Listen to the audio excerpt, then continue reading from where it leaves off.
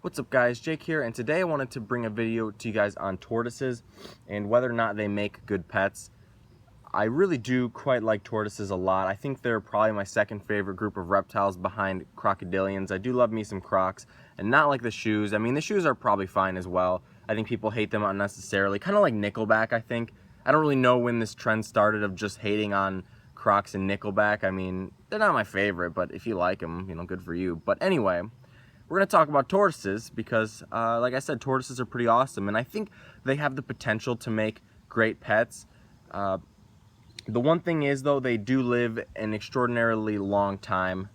You know, most tortoises, if you take care of them properly, can live like 80 years old, but most of them probably don't live past a couple of years because they're probably taking care of them properly. And I don't know, I mean, this is something you have to make sure you research before you get an animal, but at the same time, when I was younger, I was probably like, I don't know, 11 maybe, we actually had a Herman's tortoise. Her name was Lola, and she was awesome, but we got her at a pet store, or my stepmom and my dad did, and the guy didn't really tell them how to take care of her properly. They didn't say she needed a UV light. They basically told her to feed her like lettuce and stuff.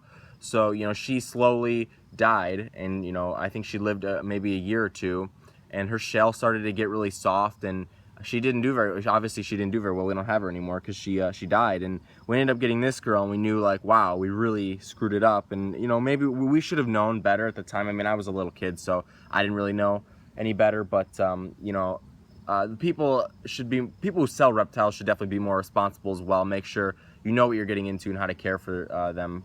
But if you do know how to care for a tortoise and you're committed to it long term, I think they make great pets, especially the smaller ones. Like Herman's tortoises. I think Herman's tortoises are probably my favorite. They're just adorable, and when you get them, you know, as babies, they're like barely size of a quarter, and she's quite a bit larger now, as you can see. Try and pick her up for you guys. She's massive now, or not I mean, I'm talking about a tortoise that's, you know, a few inches long, but she's quite a bit larger now, and she's got a nice shell.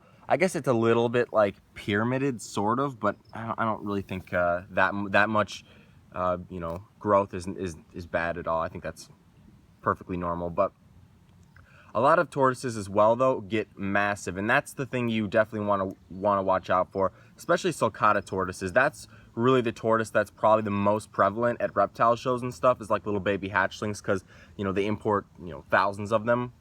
And those do not do that well in captivity unless you live in like Florida or, you know, somewhere else that's really warm. You can keep them outside all year round, because if you have to keep them inside, it's gonna be really tough. They need, you know, heat, UVB. They do need some humidity as well, which I think people don't usually understand. They think, you know, sulcata tortoise, they think it's like a desert variety, but actually they dig a lot of burrows and get pretty high humidity as well.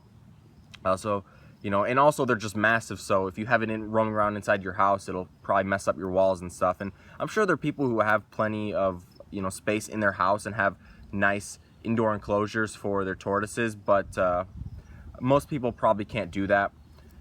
I think it'd probably be even harder to house like a sulcata tortoise indoors than maybe even like a crocodilian, and I want to make a video about that as well in the future. But yeah, so that's another thing you have to worry about, is size. If you don't live in like Florida or a place where you can keep it outside all year round, you know, California, then I definitely would recommend like a Herman's tortoise. I think would be the best option. Redfoot tortoises can get kind of large as well. Russian tortoises, Greek tortoises are all good. I think like pancake tortoises are kind of cool. There are a lot of really good tortoises, though, if you want something that isn't massive, though. I mean, the massive ones are cool. I do love the Burmese brown mountain tortoises and, you know, Aldabras, sulcatas, stuff like that. But obviously that's not really feasible for most people. So if you do want to get a tortoise, I'd say if you're committed to it long term, then they do make absolutely fantastic animals to keep. They're just so quirky, they have great personalities, and they're just awesome animals. So hopefully you guys enjoyed this video. I know I haven't recorded one in a long time, and this one might not be that great because I'm a little out of practice, but let's get Maggie over here for you guys. Grass a little bit tall for her. She leaves like a trail, like where it's patted down where she is, because she's kind of heavy. But yeah, so hopefully you guys enjoyed, and I will see you guys later. Peace.